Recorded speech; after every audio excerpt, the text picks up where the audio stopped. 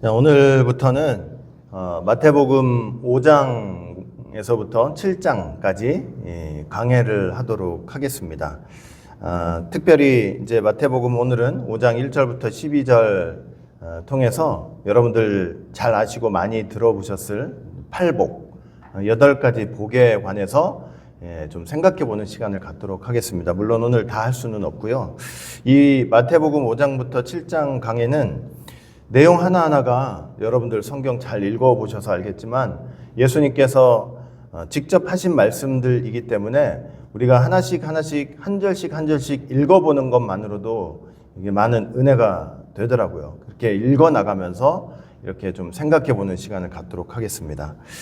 자, 우리 오늘 본문이 마태복음 5장 1절부터 12절인데 1절 한번 볼까요? 예수께서 무리를 보시고 산에 올라가 앉으시니 제자들이 나온지라. 자, 예수님께서 세례 요한이 옥에 갇히셨다는 소식을 듣고 갈릴리 지역으로 이동을 하셨다고 그랬죠. 저번에 이제 지도를 한번 봤는데 제가 다시 한번 오늘 좀 보여드릴게요. 자, 예수님께서 원래 여기 이제 나사렛 지역이거든요. 저쪽에서 자라셨어요. 그렇게 자라시다가 이제 30세 때쯤 공생애를 시작하시기 전에 이제 쭉 유대 광야 쪽으로 내려오셔서 세례 요한한테 세례를 받으셨죠.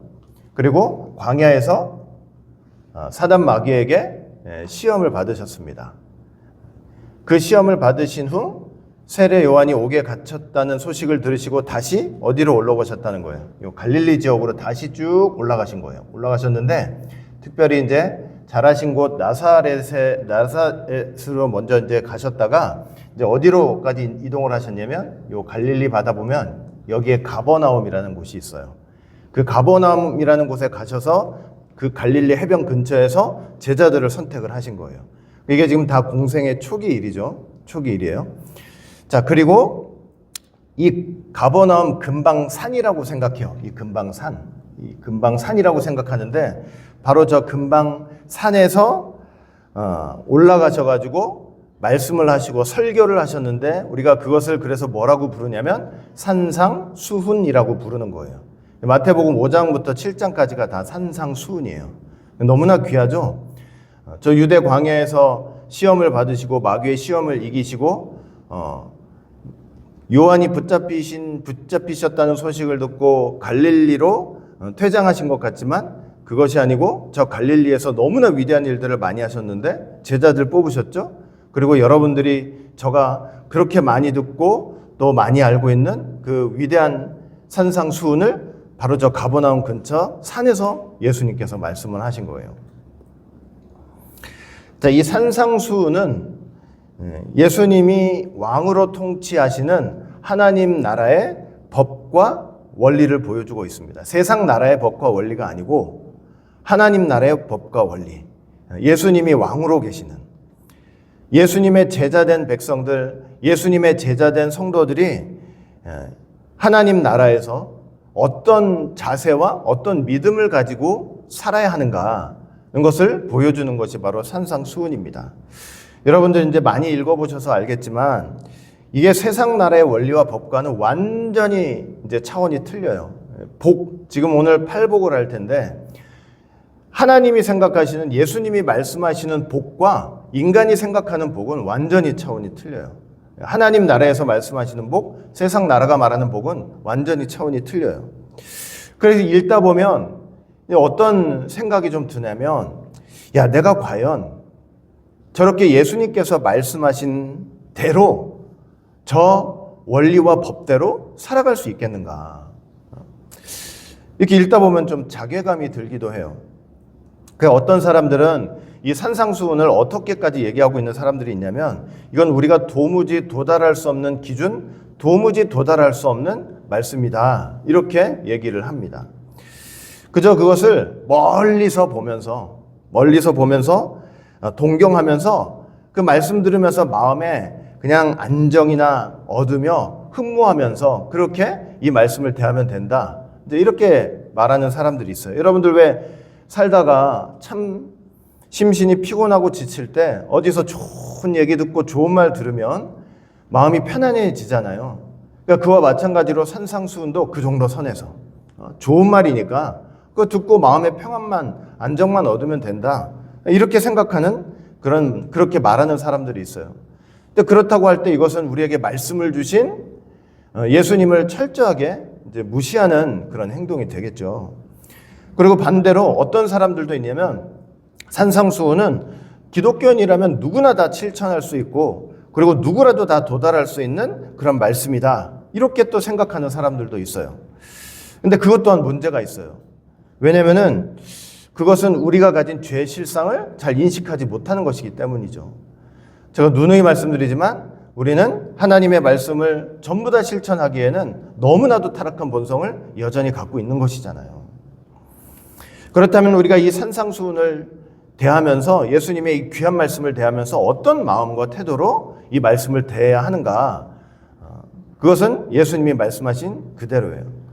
마태복음 19장 26절 말씀 보니까 우리 같이 한번 읽어볼까요? 자, 시작. 예수께서 그들을 보시며 이르시되 사람으로는 할 수 없으나 하나님으로서는 다 하실 수 있느니라. 이런 마음으로 이 말씀을 대해야 될 줄 믿습니다. 사실은 산상수훈뿐만 아니라 하나님께서 우리에게 주신 모든 말씀을 다 이러한 태도와 마음으로 대해야 됩니다. 사람에게는 불가능한 일이지만 하나님으로서는 모든 것이 가능하다는 것이죠. 내 힘과 의지로는 불가능한 일이지만 하나님께서 주시는 힘과 의지로는 가능하다. 여러분, 내 자신을 버리고 참 이게 쉽지 않은 일이지만 내 자신을 버리고 하나님을 바라보면서 그리고 하나님께 소망을 두면서 그리고 하나님께 힘을 구하면서 이렇게 영적 싸움을 해 나간다면 그래도 주신 이 말씀에 근접해 가면서 실천해 가면서 그렇게 살 수 있다는 거, 그것이 우리의 고백이 돼야 되는 거예요. 산상수훈은 멀리서 보고 듣기만 해도 마음이 편해진다, 그저 동경하고 흠모하는 것으로 끝나는 것이 아니라 완벽하게 도달하지는 못할지라도 하나님의 힘을 구하면서 끊임없이 실천하기 위해 노력하고 애쓰는 그런 말씀이 되어야 한다는 것입니다. 아무리 부족함이 있어도 항상 말씀에 부족하죠. 그리고 넘어지죠. 또 실족하고 죄 져요. 그러면 어떻게 해야 되겠어요? 회개해야죠. 회개하면서. 여러분, 어떤 분들은 뭐 맨날 그렇게 회개하냐고. 여러분, 우리가 평생 죄 짓는 거 평생 죄 지으면서 살잖아요. 죽을 때까지 죄 지으면서 살잖아요. 죄 짓는 거는 그렇게 생각 안 하면서 왜 회개하는 거는 평생 해야 되냐고 그렇게 얘기를 합니까? 죄 짓는 걸 평생 하듯이 믿는 사람들이라면 그 죄에 대해서 평생도록 회개하면서 잘못을 깨달았다면, 말씀에 의지해서 잘못을 깨달았다면 회개하면서 살아가는 사람들이 바로 성도입니다. 성도는 다른 사람들이 아니고요, 이 땅에서 마지막 순간까지 뭐 하면서 살아가는 사람들이냐면 회개하면서 살아가는 사람들이에요. 회개하면서 사는 사람들이에요. 그러니까 그런 마음과 자세로 이 산상수훈을 우리가 바라봐야 된다. 자, 이런 마음으로 이렇게 들으시면 되는 거예요. 자, 오늘은 특별히 산상수훈의 서론에 해당하면서도 또 핵심인 팔복에 대해서 좀 살펴보겠습니다. 이제 8가지 복이죠. 다 할 수 없다고 그랬어요. 제가 이 설교 시간을 통해서 차분히 하나씩 한번 살펴볼 테니까 이제 생각해 보시면 될 것 같아요. 내가 과연 이 팔복 말씀, 하나님이 우리에게 복이라고 말씀하시는 이 복을 정말 누리면서 살고 있는가, 내 자신을 점검해 보면서 살면 될 것 같아요. 여러분, 하나님의 백성들은 어떤 것을 복으로 알면서 살아야 되는가? 참 이게 문제죠. 여러분, 우리는 보통 무엇을 복으로 압니까? 여러분들이 복 받았다고 하면 뭘 얘기하고 싶으세요? 어떤 걸 얘기하고 싶으세요? 나 복 받았어. 어떤 게 가장 큰 복이에요? 물질적인 어려움도 없고, 건강의 어려움도 없고, 관계의 어려움도 없고, 모든 것들이 참 편안하고, 귀찮은 일도 없고, 괴로운 일도 없고, 좀 고민되는 일도 없고, 그냥 일이 술술술술 다 풀려지고 육체를 따라 편안하고 형통한 거, 그렇게 생각하면서 또 그렇게 되어지면서 사는 것을 우리가 복이라고 얘기를 하잖아요. 흔히 복이라고 얘기를 하는데, 예수님께서 뭐라고 말씀하시냐면 예수님의 통치, 하나님의 통치를 받는 하나님의 백성들에게는 그게 진짜 복이 아니라는 거예요. 그건 참된 복이 아니라는 거예요. 그럼 어떤 게 복이냐? 무엇이 복이냐? 마태복음 5장 3절 말씀 보니까 뭐라고 돼 있어요? 심령이 가난한 자는 복이 있나니 천국이 그들의 것이며. 이 누가복음 6장을 보시면은 이렇게 돼 있어요. 그냥 가난한 자는 복이 있나니 하나님의 나라가 그들의 것이다. 가난하다. 가난한 자들이 복이 있대요. 심령이 가난한 사람들이 복이 있대요. 이거는 세상 복하고는 다르죠. 가난한 게 왜 복이에요? 부한 게 복이지. 근데 가난한 게 복이래요. 심령이 가난한 게 복이래요. 이 가난하다고 할 때 당연히 문자적으로 보면 물질적으로 매우 궁핍한 상태를 말하는 것이죠. 자, 예수님은 왜 가난한 게 복이라고 하셨을까요? 왜 가난한 게 복이다? 마태복음 19장 보시면 너무나 분명하게 답이 나와요. 여기 부자 청년 이야기가 나오거든요. 하루는 부자 청년이 예수님께 찾아와서 선한 선생님, 내가 어떻게 해야 영생을 얻을 수 있겠습니까? 그랬더니 예수님 뭐라고 그러셔요? 계명들을 쭉 말씀하시면서 이 계명들을 잘 지키면 너 영생 얻을 수 있다. 그랬더니 그 부자 청년이 뭐라고 그러냐면 나 어렸을 때부터 이 계명들을 다 지켜왔습니까? 다 지켜왔습니다. 내가 도대체 무엇이 부족할까요? 그랬더니 예수님이 뭐라고 그래요? 그 부자 청년한테 네 소유를 다 팔아가지고 가난한 사람들에게 나눠주라. 그러면 하늘의 보화가 다 너의 것이 될 것이다. 이렇게 말씀을 하시는 거예요. 그 얘기를 듣고 부자 청년이 어떻게 했어요? 재물이 많음으로 근심하며 예수님을 떠났다고 말씀을 하고 있어요. 여러분, 부자 청년은요, 이 땅에서 너무 가진 것이 많아서 너무 가진 게 많으니까 하늘의 보화를 주겠다는데도 거기에 마음이 제대로 끌리지 못했습니다. 마음이 끌리지 못했어요. 너무나 가난한 사람이 가진 거 하나 없는 사람이 너 가진 거 다 팔아. 그리고 나를 쫓아. 그러면 금방 쫓아갔을 거예요. 너무 가진 게 많아요. 너무 손에 쥔 게 많아요. 이 땅에서 남부러울 정도로 가진 게 많고 풍성한데 하늘의 풍성함이 뭐가 그렇게 이 사람한테 중요하겠습니까? 처음에 영생을 어떻게 하면 얻을까요? 되게 영생과 구원에 대한 관심이 많은 것처럼 그렇게 얘기했지만 실제로는 이 하늘의 보화, 하늘의 풍성함, 이 구원보다는 지금 내가 가지고 있는 이게 훨씬 더 중요했던 거예요. 이걸 놓지 못하는 거예요. 너무 가진 게 많으니까 놓지 못해요. 놓지 못해. 그러니까 예수님이 뭐라고 말씀하셨어요? 낙타가 차라리 바늘 끼러 들어가는 게 쉽지 부자가 하늘나라 가는 게 그렇게 어렵다고 얘기를 하는 거예요. 너무 가진 게 많아서 이걸 놓지를 못해요. 하늘의 보화, 하늘의 풍성함을 다 주겠다는데도 그거 놓지 못하고 거기에 관심을 갖지 못해요. 거기에 전념하지 못해요. 세상에서는 너무나 복받은 사람이었겠지만 하나님 보실 때는 복이 하나도 없는 사람이었어요. 복이 하나도 없는 사람. 여러분, 이것을 그냥 물질적으로 돈 많은 사람의 이야기라고 생각하면 분명히 안 될 것입니다. 하나님 믿는다고 하면서 내 마음에 다른 것들로 꽉 찬 사람, 내 마음에 다른 것들로 꽉 차, 다른 사람들이 꽉 차 있고, 그리고 심지어 나중에는 내 자신이 꽉 차 있는 사람, 내 자신이 그렇게 꽉 차 있는 사람은 그거를 다 내려놓고 하나님 앞에 나아갈 수 있을 것 같지만 그게 쉽지 않은 거예요. 여러분, 그 심령에 너무 많은 것들이 차 있어가지고 하나님 모실 구석진 방 하나가 없어요. 구석진 방. 내 마음이 가득해요. 복잡하고 가득해가지고 하나님 모실 작은 구석방 하나가 있지 않다니까요. 그저 돈으로 차 있고 물질로 차 있고 어떻게 하면 잘 먹고 행복하게 살까? 내 가족들, 내 사랑하는 사람들 꽉 차가지고 하나님 생각할 여유가 없어요. 하나님 생각할 여유가 전혀 없어요. 말씀을 들을 때 귀로는 듣지만 실제로 마음 안에서는 다 이리저리 그냥 튕겨나가요. 튕겨나가. 깨닫는 것도 없고 마음에 담아두는 것도 없고 실천하고자 하는 영적 싸움도 하나도 없고 하나님 나라에 대한 간절한 기대와 소망도 없습니다. 없어요. 그냥 목사님이 주일날 와가지고 설교할 때마다 목사님께서 그냥 예수님 믿기만 하면은 다 천국 간다고 하니까 나 이렇게 교회 왔다 갔다 하다 보면은 나도 천국 가겠지. 이런 생각들을 하고 살 때가 너무나 많아요. 여러분, 그러다가 이렇게 예수님이 천국문 앞에서 나 너 도무지 모른다 이렇게 말씀하시면 세상에 그것처럼 비참한 인생이 없는 거잖아요. 얼마나 비참한 인생이 되는 것입니까?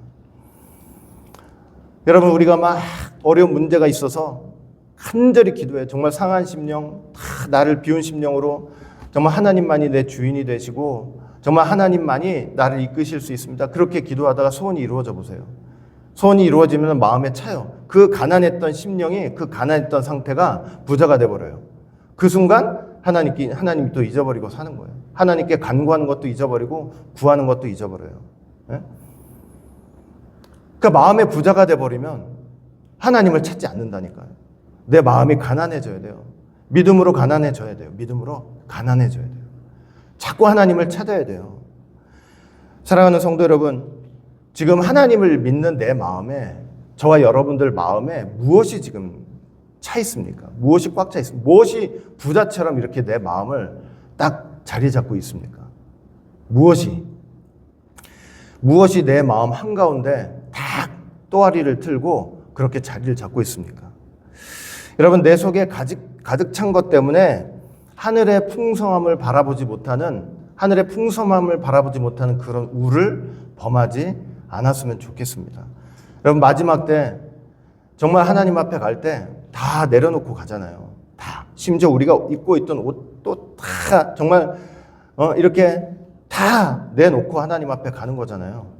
그러니까 믿음으로 하나님 앞에 갈 때 뭐든지 뭐 하나 일전이라도 가져갈 수 없다는 이 생각으로 하나님 앞에 좀 내려놓는 그런 믿음을 가지고 살아가는 게 되게 중요한 것 같아요. 우리 평소 신앙생활 속에서도 정말 내 마음을 가난하게 만들어서 정말 하나님만 바라보고 하나님만 붙잡고 가는 그런 신앙생활을 훈련하는 것이 너무나 저는 중요한 것 같아요. 그런 걸 다 버리고 심령으로 가난한 자가 돼가지고 정말 하나님을 내 마음 한가운데 딱 모시고 하늘의 풍성함을, 하나님께서 주실 그 하늘의 보석, 하늘의 풍성함을 이렇게 바라보면서 하나님 나라를 간절히 기도하고 소망하면서 나를 비우고 항상 심령의 가난한 모습으로 좀 살아갔으면 좋겠습니다. 그렇게 심령이 가난한 사람들에게 하나님은 하나님의 나라를 분명히 상속해 주실 것입니다. 자, 그 다음에 마태복음 5장 4절 보니까, 자, 또 누가 복이 있대요? 애통하는 자는 복이 있나니 그들이 위로를 받을 것이며. 애통한다는 것은 정말 가슴이 아플 정도로 슬퍼하는 것을 말합니다. 너무 슬퍼하는 거. 그러니까 죄에 대해서 가슴이 아플 정도로 슬퍼하면서 애통하는 사람들이 복이 있다는 거예요. 죄에 대해서. 자기가 지은 죄에 대해서. 여러분, 요즘은 어떤 세상입니까? 이거 죄 짓는 거 진짜 아무렇지도 않게 생각하는 세상이에요. 그리고 죄를 사실은 죄로 여기지 않는 세상이에요. 사도 바울이 뭐라고 말씀한 적이 있냐면 디모데전서 4장 2절 보니까 자기 양심이 화인을 맞아서 외식함으로 거짓말하는 자들이라 이렇게 말씀하신 적이 있어요. 양심에 화인을 맞았대요. 화인 맞았다는 거 제가 한번 설명드린 적 있죠. 고대에 이렇게 노예에게 이게 내 소유다 하는 표시를 하기 위해서 막 불로 지지는 거예요. 그럼 불로 지지면 불로 처음 지질 때는 얼마나 아파요? 너무나 아픈데 그게 나중에 딱딱해져 가지고 어떻게 된다고 그래서 감각이 하나도 없어진다고 말씀드렸죠. 거짓말할 때, 죄를 지을 때 처음에는 너무나 아프고 양심이 찔리지만 점점 나중에는 어떻게 된다는 얘기예요. 죄책감 하나 없이 그냥 너무 뻔뻔하게 거짓말하고 너무 뻔뻔하게 죄를 짓고 그런 외식하는 삶을 살게 된다는 것입니다. 그러니까 이런 세상이 지금 되고 있는 거예요. 더 나아가서 자기가 지은 죄를 숨기지도 않고 감추지도 않고 오히려 떳떳하고 자랑스럽게 여기는 세상이 됐어요. 이사야 선지자가 이스라엘 백성들한테 뭐라고 막 책망을 하면서 말씀하신 적이 있냐면 이사야 3장 9절 보니까 그들의 안색이 자신들의 죄를 고발한다. 그들이 소돔과 같이 자기들의 죄를 드러내놓고 말하며 숨기려 하지 않는다. 그들에게 화가 미칠 것이다. 그들은 스스로 재앙을 불러들인다. 이사야 선지자가 뭐라고 얘기했냐면 너희들 꼭 소돔 백성들 같다는 거예요. 그러니까 소돔 백성이 불로 망했잖아요. 근데 그 죄악상 중에 하나가 뭐냐면 자기가 죄를 지어놓고 어떻게 했대요? 스스로 그 죄 지은 것을 떳떳하게 사람들한테 얘기하며 자랑했다는 거예요. 그런데 이스라엘 백성들이 지금 그런 짓을 하고 있다는 거예요. 죄 지어놓고 오히려 큰 소리치는 세상이 됐다는 거죠. 나 누구 사기쳤다, 누구 때렸다, 누구 해롭게 했다, 뭐 나 누구를 범했다. 그냥 이런 것들을 마치 무슨 훈장을 받듯이 자랑스럽게 말하는 세상이 됐다는 거예요. 여러분, 적어도 아담과 하와는 죄를 지어놓고 어떻게 했어요? 창피해가지고 수치를 가리려고 무화과나무 잎으로 가리기라도 했잖아요. 근데 그 후손들은 어떻게 했느냐? 그 죄의 수치를 다 드러내놓고 부끄러워하지 않고 그게 뭐가 죄냐고. 요즘 같은 세상에 그가 뭐가 죄냐고. 오히려 자랑하는 세상이 됐습니다. 여기 애통하는 게 어디 있습니까? 죄에 대해서 애통하는 것은 하나도 없어요. 하나도 없어.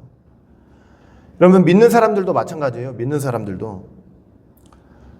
우리가 죄 져놓고 오늘 우리 시편 51편 지금 여러분들 찬송 들으셨잖아. 좌익 다윗이 죄 져놓고 하나님 앞에 얼마나 그 죄의 무게 때문에 힘들고 고달팠는지 그 고백하면서 주님의 구원의 즐거움을 회복시켜달라고 얼마나 애통하면서 노래를 불렀습니까?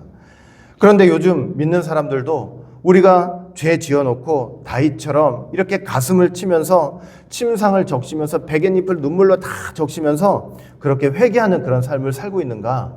이렇게 생각해 보면 또 그렇지도 못하고 있는 것이죠. 아, 내가 또 죄 지었구나. 또 내가 죄 지었구나. 야, 또 나한테 속았네. 또 사단한테 속았네. 이러면서 그 지은 죄 앞에 내가 가슴을 치며 정말 회개를 하면서 그렇게 살고 있는가? 예수님 안에서 정죄가 없다고 하니 지옥 가지는 않겠지. 지옥 가지는 않겠지 하면서 내가 스스로 죄를 지어놓고도 합리할 때가 얼마나 사실은 많이 있습니까? 제가 저번에 말씀드렸죠. 부득이한 상황. 내가 부득이하게 어쩔 수 없이 하나님 이렇게 이제 일을 이렇게 했는데 하나님 그래도 이해해 주시겠죠. 내가 죄 지은 거 이거 이해해 주시겠죠. 하나님 이해해 주시죠. 여러분, 죄송한데 하나님은 죄를 이해하시는 분이 아니에요. 하나님은 죄를 이해하시는 분이 아니고 죄를 심판하시는 분이에요. 그리고 그 죄는 여러분들 항상 들으셨죠? 바위를 물에 집어던져도 가라앉고 모래를 집어던져도 속도만 느릴 뿐이지 가라앉아요. 죄는 크나 작으나 다 죄라 그랬잖아요. 그죠? 하나님, 내가 죄 져놓고 나 요만큼 조그만한 죄 졌는데 하나님 요건 이해하시죠? 하나님은 절대 이해하시는 분 아니에요. 하나님은 죄는요 크나 작으나 다 뭐 하시는 분이에요? 그 죄를 심판하시는 분이에요. 그 죄를 다 지옥 보내시는 분이라니까요. 여러분, 우리가 만약에 그러니까 어떤 죄를 지었든지 간에 그게 크던 작던 어떤 죄를 지었든지 간에 만약에 예수님의 십자가가 아니었으면요 그 죄 때문에 저와 여러분들은 하나님의 심판과 저주를 받게 돼 있는 거예요. 우리 지옥 갈 수밖에 없어요. 크나 작으나. 십자가 때문에 우리가 이러고 사는 거예요. 용서받으면서. 여러분, 우리가 죄에 대해서 좀 애통하는 삶을 좀 살아야 된다고 생각을 합니다. 내가 죄 짓잖아요. 하나님 앞에 죄 짓는 거 생기면 좀 애통해. 가슴을 치면서 애통하며 사는 삶을 좀 살아야 되는 것 같아요. 그냥 무감각하게 너무 넘어가 버리고 이 정도는 그러지 말고 죄 지을 때마다 하나님 앞에 통렬히 자복하고 회개하고 정말 이런 죄를 다시는 짓지 않도록 좀 도와달라고 하나님 붙들면서 좀 이렇게 살아가는 그런 삶이 좀 필요한 것 같아요. 너무 믿는 사람들한테 저도 마찬가지지만 요즘 믿는 사람들한테 그런 힘이 좀 부족한 것 같아요. 교회만 들락날락 하면서 예수님 안에서 정죄가 없다는 그 말씀으로 내 자신을 너무 합리화하면서 사는 건 아닌가. 여러분, 이렇게 죄에 대해서 애통하는 삶을 살게 되면요 거기에 뭐가 찾아오냐면 하나님의 위로가 찾아온대요. 얼마나 감사해요. 여러분들 죄 짓잖아요. 분명히 아셔야 돼요. 죄 지면 옆에서 사단이 난리가 나요. 죄 짓는 여러분들을 보고 사단이 난리가 나요. 어떻게 난리가 나요? 하나님 앞에 즉시 고소해요. 하나님, 죄 믿는다고 하면서 이런 죄 졌습니다. 이런 죄 졌으니 어떻게 하는 거예요? 저거 내 것입니다. 그런 거예요. 죄 졌잖아요. 죄진 저 영혼은 내 것입니다. 내 것이니까 나한테 주십시오. 결국 나와 함께 지옥에 같이 들어가겠습니다. 이 소리예요. 내 것입니다. 근데 그때 뭐가 찾아온다고요? 하나님의 위로가 탁 찾아오는 거예요. 죄를 애통하는 사람한테는 하나님의 위로가 탁 찾아와요. 어떤 위로가 찾아오냐면 예수님의 위로가 먼저 탁 찾아와요. 그 예수님께서 뭐라고 하냐면 하나님께, 아버지께 뭐라고 그래요? 아버지, 내가 저 사람을 위해서 십자가를 졌습니다. 저 사람을 위해서 십자가를 졌습니다. 내가 그 죄값을 십자가에서 다 해결했습니다. 몰라서 그랬으니 저 사람의 죄를 용서해 주십시오. 우리가 죄 지면서 몰라서 그래요. 알면서도 죄 짓잖아요. 이게 죄라는 거 뻔히 알면서 짓잖아요. 부득이한 상황 얘기하면서 짓잖아요. 근데 제가 그때도 말씀드렸죠. 하나님께서 항상 우리를 어디로 인도하신다고요? 도피성으로 인도하시죠. 도피성. 도피성은 누구만 들어갈 수 있다고 그랬어요. 고의로 죄 짓는 사람들은 도피성에 못 들어가요. 부득이한 게 아니고 고의적이지 않은 거. 고의적으로 짓지 않은 죄를 짓는 사람이 도피성으로 들어가는 거예요. 근데 예수님께서 십자가에서 첫 번째 말씀 뭐라고 하셨다고 그랬어요? 몰라서 저랬으니. 그러니까 모든 하나님의 택한 백성들을 다 어디로 인도하시는 거라고 그랬어요? 도피성으로. 다 도피성으로. 그 알고 죄 지은 것마저도 예수님께서 십자가에서 그 값을 다 감당하시고 우리 다 도피성으로 인도하셔가지고 몰라서 그러니까 저 사람 용서해달라고. 그러면서 아버지께 구한다니까요. 그 예수님께서 그렇게 우리를 대변해 주시면서 죄에 대해서 애통하는 우리를 향해 그렇게 위로로 찾아오시는 거예요. 예수님께서. 사단 옆에서 난린데. 그리고 또 성령님 오시죠. 성령님이 다 오셔가지고 뭐라 그러시는지 아세요? 성령님은 뭐 하시는 역할이에요? 성령님은 보증하시는 역할하는 거예요. 아버지, 십자가, 예수님의 십자가로 죄속함 받은 저 사람 아버지 아들입니다. 누가 증언해 주시는 거예요? 성령님께서 증언해 주시는 거예요. 그러니까 여러분, 정말 우리가 이 세상에서 받는 위로 중에 최고의 위로가 바로 이 하나님의 위로라는 사실을 꼭 믿으시기 바랍니다. 어떤 사람이 다 왔어요. 여러분들 죄 졌어요? 죄 졌어. 하나님 앞에 꺼림해. 근데 와가지고 다 그러는 거 위로한답시고 다 그래요. 아휴, 야, 그럴 수도 있잖아. 아니, 뭐, 믿는 사람이라고 뭐, 죄 안 짓고 사나? 야, 너 죄 질 수 있잖아. 괜찮아. 그 죄 짓는 거 괜찮아. 그럴 수 있어. 죄 졌는데 누가 와가지고 그 죄 진 거를 그럴 수 있다고 위로해 주는 거예요. 그게 위로예요? 그거는 하나님 보실 때 하나도 위로가 되지 못하는 거예요. 하나도 위로되지 못하고는 참된 위로가 아니에요. 주님 찾아오셔서 죄진 거 일깨우게 해주시고 그 일깨운 거 회개하게 만들고 또 죄짓지 않도록 힘과 능력을 주시는 거, 그러면서 하나님의 아들로서 하나님의 자녀로서 끝까지 회개하면서 하나님 나라로 갈 수 있도록 도와주시는 거, 이게 참된 위로라는 사실을 꼭 믿으시길 바랍니다. 누가 와가지고 여러분들 죄 졌는데 하나님 앞에 잘못했는데 그거 잘했어 괜찮아? 그거는 하나님의 위로가 아니라 사단의 위로예요. 사단의 위로. 마음에 힘들고 찔리더라도 자꾸 하나님 말씀 앞에 나가야 거기에 참된 위로가 있는 거예요. 거기에 진짜 위로가 있어요. 자, 그 다음에 마태복음 5장 5절. 자, 어떤 사람이 복이 있대요? 온유한 자는 복이 있나니 그들이 땅을 기업으로 받을 것이며. 온유한 사람. 온유라는 마음이 이렇게 부드러운 마음, 그리고 화내기를 더디하고 이렇게 절제하는 마음이요. 이 원어를 보면요, 이 원어를 이제 나중에 보면은 이제 어떤 의미도 있냐면 잘 길들여졌다는 의미도 있어요. 그 구속사 시리즈 보면은 이 온유한 마음을 뭐라고 표현했냐면 제가 너무 와닿더라고요. 이 온유한 마음이란 하나님 말씀에 잘 길들여진 마음이래요. 너무 기가 막히잖아요, 그죠? 여러분, 온유한 자가 복이 있대요. 그리고 그들이 땅을 기업으로 받을 거래요. 온유함은요, 우리의 타락한 본성과는 완전히 정반대 성품이에요. 타락한 본성은 어때요? 타락한 본성. 이 온유함은 여러분, 우리의 타고난 본성 속에 있지 않아요. 타락한 본성은 누가 자극하면 어떻게 돼요?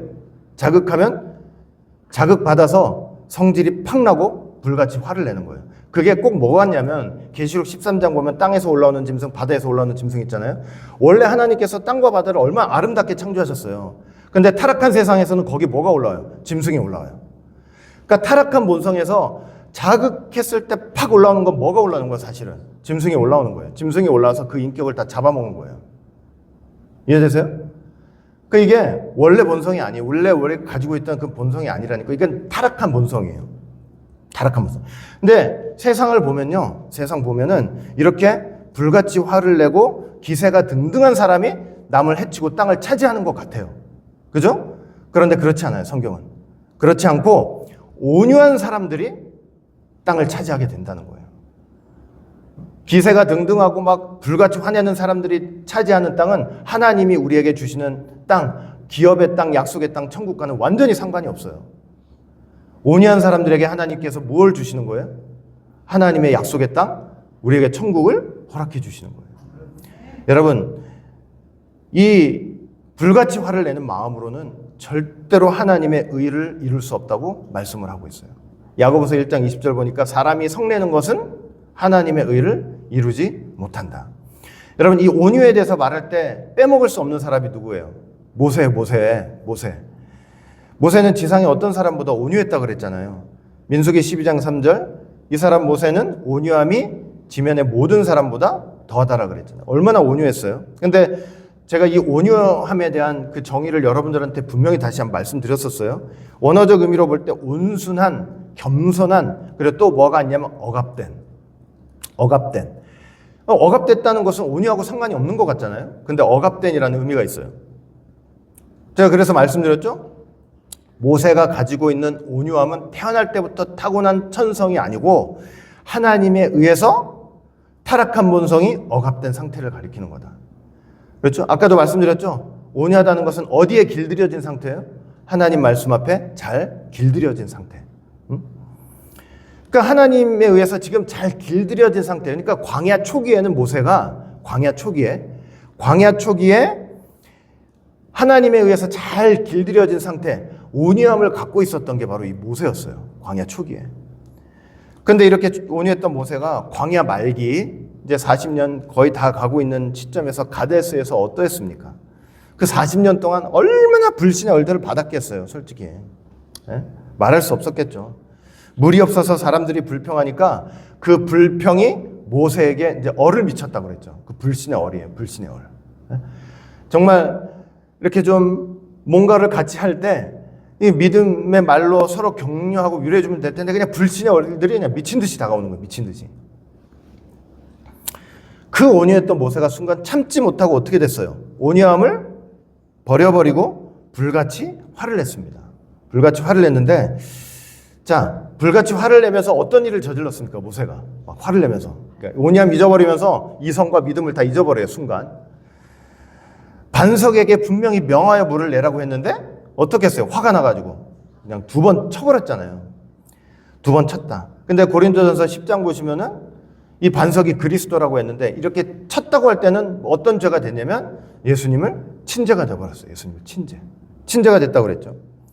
입술로 망령되이 말았다고 그랬어요. 망령되이. 얼이 묻혀가지고 이제 온유함을 딱 잊어버리는 순간 입술로 뭐가 나와요? 망령되이. 이 망령되이가 자 히브리어로 바타예요. 바타. 이게 화가 나서 구함치는 거, 막 분별 없이 평소 같으면 온유함을 잊어버리지 않았다면 절대 하지 않을 말이에요. 절대 하지 않은 말. 근데 화가 딱 틈이 치니까 이걸 제어하지 못하고 온유함을 딱 잃어버리는 순간 평소에는 절대 하지 않은 말을 분별 없이 성급하게 말하는 거예요.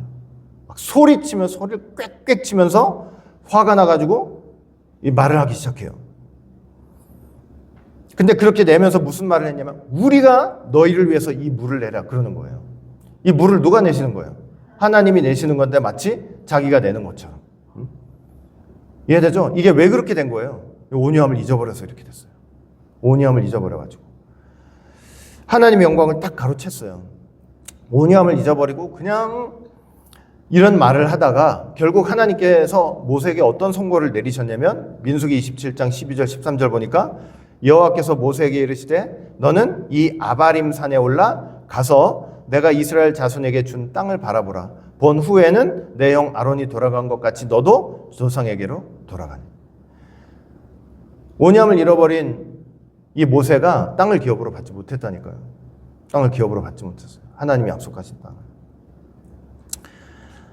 여러분, 예수님 한번 생각해 보세요. 예수님이 이 땅에 오셔서 뭐라고 이제 말씀하셨냐면 이렇게 말씀하셨어요. 마태복음 11장 29절 우리 사모님도 기도를 하신 내용 중에 하나인데 나는 마음이 어떻대요? 온유하고 겸손하니. 온유하고 겸손하니. 그러니까 이런 말씀을 하셨어요. 근데 내가 이 말씀을 가만히 이게 생각해 보니까 예수님은 3년 공생애 내내 이렇게 마음이 온유할 수가 없는 상황이에요. 온유할 수 없는 상황이에요. 얼마나 많은 반대에 부딪혔고 얼마나 많은 핍박이 있었고 얼마나 많은 오해가, 우리가 한 사람한테만 오해를 받고 어떤 한 일에 대해서 오해만 받아도 미치고 환장할 거 아니에요. 내가 하지 않은 일을 했다고, 만약에 누가 그랬다고 생각해 보세요. 이게 얼마나 화딱지가 나요.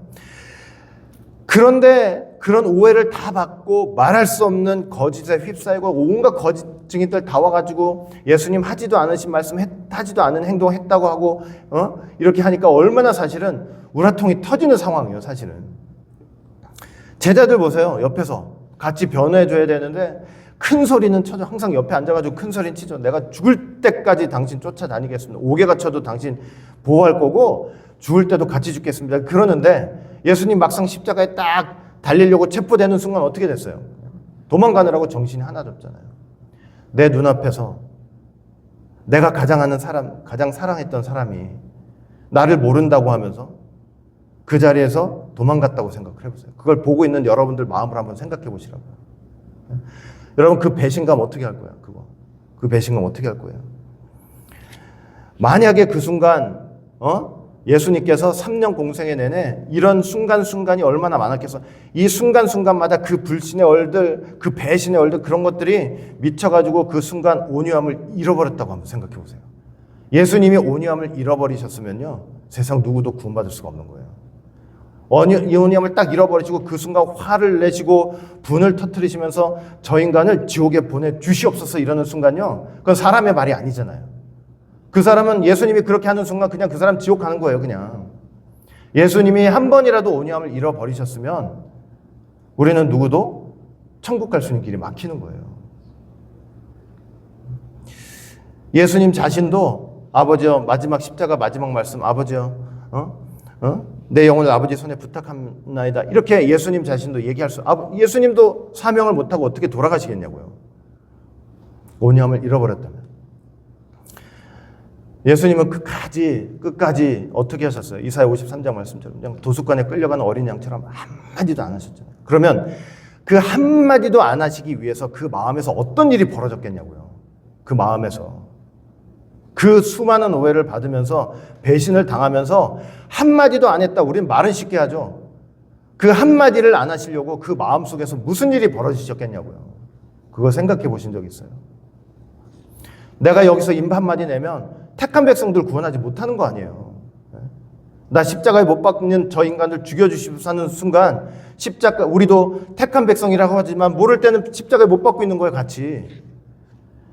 그러면 누가 구원을 받겠냐고요. 그 마음속에 일어나는 그냥 그 영적 전쟁. 근데 오로지 아버지의 뜻이 내 생명인 줄 알고, 그 말씀이 생명인 줄 알고 그 마음에서 모든 일어나는 분란을 잠재우시고 억누르시고, 예수님도 인자로 오셨잖아요. 성령 받으셨잖아요. 그 억압하셔가지고 그 온유함을 잃지 않으시고 끝까지 그 믿음의 길을 그 사명의 길을, 십자가의 길을 걸어가신 그 예수님 한번 생각해 보시라고요.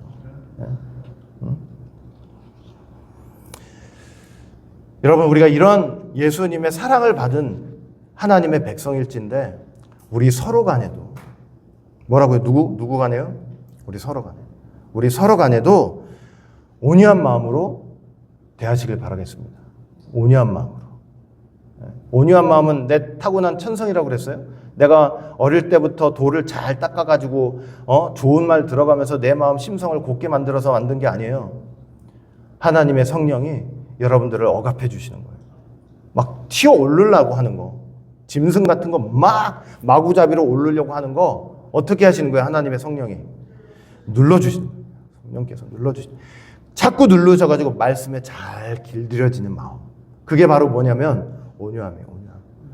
그 온유한 마음을 가지고 서로 대하시기 바랍니다. 그렇게 대하시면 서로 간에 천국 가는 길을 막지 않아요. 이해되세요? 땅을 유업으로 받게 돼 있다니까요. 서로 간에. 승질 팍 터뜨려가지고 나도 못 가고 남도 못 가게 하는 그게 아니고 그 억압하는 마음으로 나도 가고 너도 가고. 이해되세요? 그러려면 내 마음에서 어떤 전쟁이 있어야 될까요? 정말 하나님만 바라보고 하나님만 붙잡고, 이 억울하고 답답한 거 누가 해결해 주실 거라는 믿음이 있는 거예요. 하나님께서 나 억울하고 답답한 거 하나님께서 해결해 주실 거라는 그 믿음을 가지고 그렇게 살아가는 거예요. 제가 말은 이러지만 저도 못해요, 그거를. 그러니 여러분, 이 팔복을 보면서 야, 승질내서 딱 자기 와서 승질내는 거 그냥 내 마음 스트레스 다 푸는 게 복이 아니고 그 마음을 억누르는 게 복이라고 하니 이게 하나님 세계에서 이 복이라는 게 얼마나 차원이 틀리냐고요. 그러니까 여러분 온유한 마음으로 서로를 대하시면서 끝까지 하나님 앞에 제발 하나님 앞에 이 온유한 마음으로 하나님에 대해서 분별 없이 말하지 마시고요. 하나님께 대해서 하나님 앞에 분별 없이 말하지 말고 화난 대로 생각난 대로 하나님께 얘기하지 말고 하나님에 대해서는 입을 꾹 다물 수 있는 마음도 필요하죠, 사실은. 하나님 왜 이러십니까? 저러십니까? 하나님 이런 분 아닙니까? 저런 분 아닙니까? 이게 아니고 끝까지 하나님의 섭리를 믿으면서 하나님의 섭리 힘들고 어려워도 그 어렵고 힘든 상황 속에 하나님이 여전히 계시고 나를 이끌어 주시고 어떤 결론이 나든 그 결론은 하나님이 우리에게 선한 것을 주시려고 그렇게 붙잡아 주시는 과정이다 라는 것을 믿고 그렇게 승리하며 살아가시길 바라겠습니다. 우리 모든 오직 예수의 성도들은 오늘 3가지 딱 알아봤잖아요. 이제 앞으로 더 알아보고 산상수훈도 계속 이제 살펴볼 텐데 이 산상수훈 여러분 공부하시면서 저건 나는 죽어도 평생 못하겠다 이런 말씀이 아니고 하나님의 성령을 의지해서 평생 동안 어떻게든 지켜나가야 될 말씀이라는 것을 믿고 꼭 실천해 나가면서 사는 여러분들 다 되기를 바랍니다. 알겠죠? 그 말씀이 결국 여러분들 다 지켜주실 거예요. 자, 이렇게 하나씩 살펴보면서 우리 이제 팔복도 산상수훈도 계속 이어나가도록 하겠습니다. 자, 우리 다 같이 기도합니다. 사랑과 은혜가 풍성하신 아버지 하나님, 이렇게 또 귀한 팔복의 말씀을 또 하나하나 깨닫게 해주시고 또 생각해 볼 수 있도록 인도하여 주시니 진심으로 감사드립니다. 우리가 참 말씀의 깊은 세계를 공부한다, 남이 알지 못했던 거 공부한다 이렇게 하고 있지만 우리 심성에 이렇게 못된 것들 해결하지 못하고 또 이거는 평생 해결하지 못할 문제처럼 놔두고 그렇게 살아오지는 않았는지 다시 한번 생각하면서 이 팔복의 말씀 산상수훈의 말씀을 통해서 다시 한번 예수님을 믿는 또 하나님 나라 백성된 사람으로서 내 자신이 어떻게 살아왔는지 깊이 생각하고 또 돌이키고 회개하면서 하나님이 기뻐하시는 하나님의 형상을 날마다 회복하며 살아가는 우리 모두가 될 수 있도록 인도하여 주시옵소서.